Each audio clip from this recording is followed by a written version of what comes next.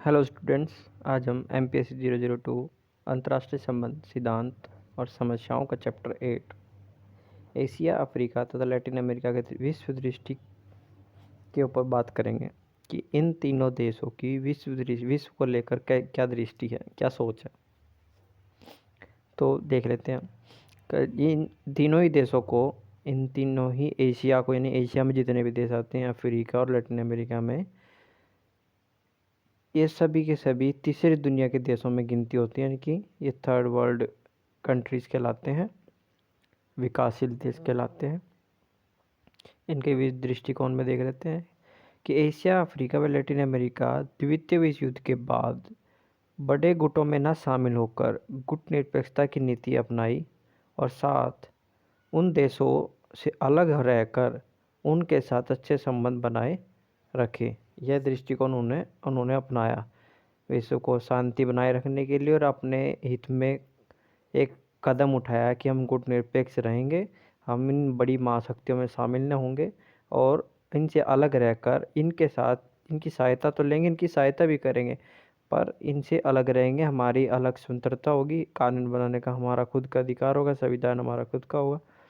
तो हम सब सारे कानून नियम अपने खुद के बनाएंगे, पर इनसे अच्छे संबंध भी रखेंगे। ये इनके एक दृष्टि की थी कि ऐसा करेंगे हम तो हमारी स्वाधीनता हमारे हाथ में रहेगी और हम पर कोई कंट्रोल नहीं कर पाएगा। फिर गुटनिरपेक्षता देख लेते हैं क्या है।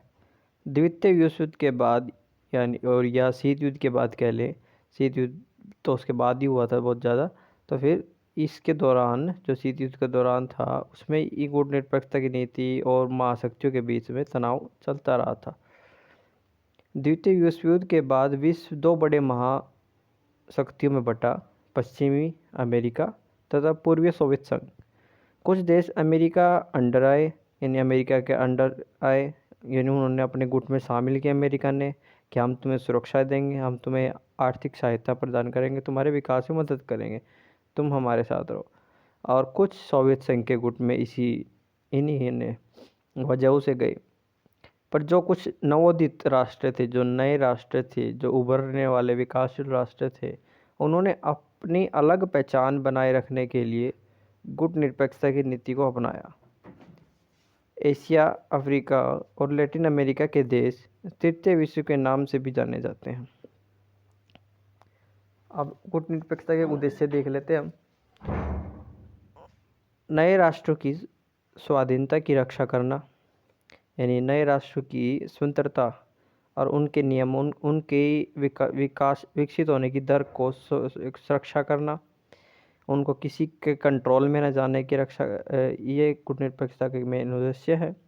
फिर युद्ध की संभावना को रोकना, कि युद्ध ना होए, किसी भी मुद्दे को विचार विमर्श कर बातें कर बैठ कर सम्मेलनों में उसको मुद्दे को सुलझा जाए और युद्ध तो ना ही हो। ऐसे देशों को ही हम अपने गुटनिरपेक्ष उसमें गुटों में शामिल करें कि जो युद्ध की भावना नहीं रखते हों, जो सिर्फ शांति प्रिय ही देश हो, विश्व शांति की सुरक्षा चाहते हैं। एक थर्ड मीडिएटर का एक काम कर रहे हैं गुटनिरपेक्ष लोग, कि जो मीडिएटर हैं वे किसी के बीच में भेदभाव न होने दे रहे हैं और ना ही किसी तरह का तनाव उत्पन्न होने दे रहे हैं।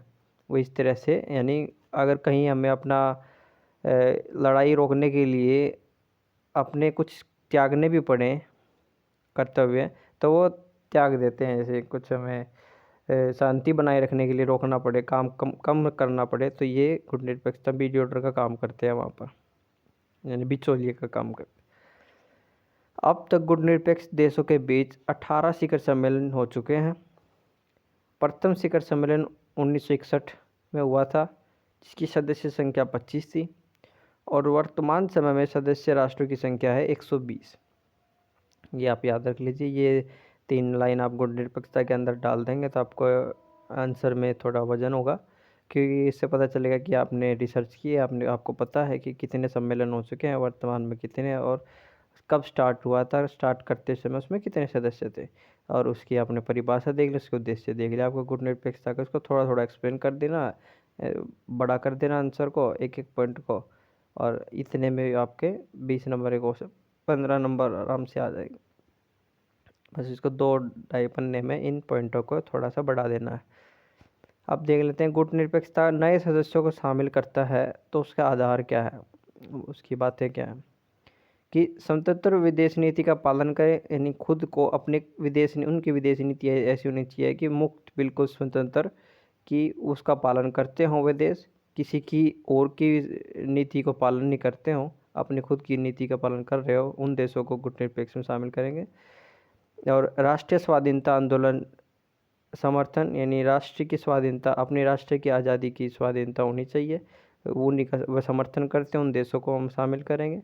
शक्ति या सैनिक गुट अपने देश में ना चलाते हों, वो देश जिनके देश में कोई ऐसे सैनिक गुट ना हो, जैसे कोई आतंकवादी गुट, किसी तरह का ऐसे सैनिक गुट कि जो लड़ाई की भावना रखते हैं, अधिकार मांगने की, लड़ाई के लिए तैयार रहते हैं, ऐसे गुट ना हो वो देश।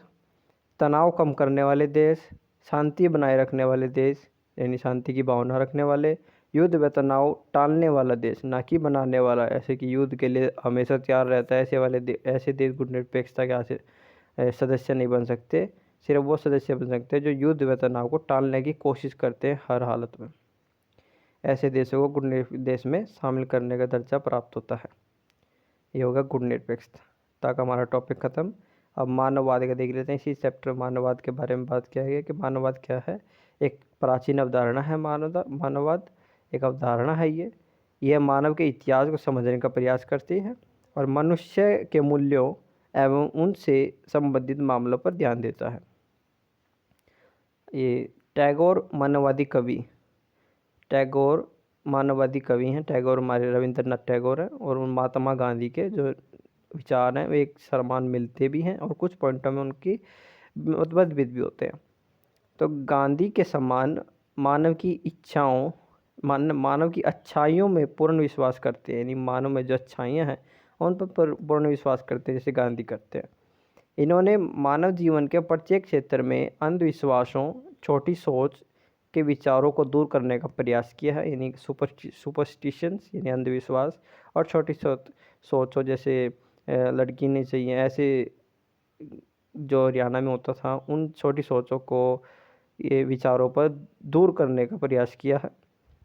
शांति, पारस्परिक सहयोग का प्रयोग का संदेश दिया इन्होंने कि शांति रहनी चाहिए, पारस्परिक सहयोग करना चाहिए एक दूसरे का, और मानवता के भविष्य चिंतन करते रहते हैं। मानवता के भविष्य कैसा होना चाहिए, उनको भविष्य में अपने सुधार के लिए क्या क्या करना चाहिए, और भ्रातृत्व की भावना यानी भाईचारे की भावना की स्थापना करनी चाहिए। एक दूसरे की सहायता करेंगे, पारस्परिक सहयोग करेंगे तो भ्रातृत्व भावना होगी, भाईचारे की भावना होगी। एक दूसरे के जिस राष्ट्र के लिए एक दूसरे की मदद करने के लिए उसकी स्थापना करती है। ये इनकी मानववाद के ऊपर रविंद्रनाथ टैगोर की सोच है। ये चैप्टर यहीं पर ख़त्म होता है। ये सिर्फ इस चैप्टर 8 में इतना ही था, एशिया, अफ्रीका और लैटिन अमेरिका। इसमें हमने यही पढ़ा, गुट निरपेक्षता आंदोलन और एशिया, इन तीनों देशों की सोच क्या थी, द्वितीय विश्व युद्ध के बाद विश्व दृष्टिकोण क्या था, गुट निरपेक्षता था, और गुट निरपेक्षता क्या है, कौन कौन देश हैं, क्या उद्देश्य है उसके, कितने सम्मेलन हुए हैं, और मानववाद और टैगोर मानववाद कवि, ये पॉइंट्स हमने पढ़े इसमें। बस इस चैप्टर में इतना ही। अब नेक्स्ट चैप्टर 9 शीत युद्ध का अंत तो हम करेंगे।